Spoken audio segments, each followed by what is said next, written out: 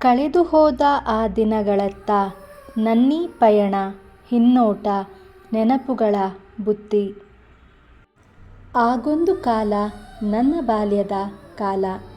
ಆಗ ಆಟ ಆಡಬೇಕು ಅಂದರೆ ಮಕ್ಕಳೆಲ್ಲ ಗುಂಪಾಗಿ ಸೇರಿಕೊಂಡು ಕಣ್ಣಮುಚ್ಚಾಲೆ ಅವರ್ ಬಿಟ್ ಇವರ್ಯಾರು, ಗಾಳಿಪಟ ಹಾರಿಸೋದು, ಬುಗುರಿ, ಲಗೋರಿ, ಜೂಟಾಟ, ಕುಂಟೆಪಿಲ್ಲೆ, ಬಳೆ ಆಟ, ಕವಡೆ, ಚೆನಮಣೆ, ಪಗಡೆ, ಹಾಗೆಯೇ ಹಾಡು ಹೇಳಿಕೊಂಡು ಕೈಯಲ್ಲಿ ಶಬ್ದ ಮಾಡಿಕೊಂಡು ಆಡೋದಕ್ಕೆ ಏನೋ ಒಂಥರ ಖುಷಿ.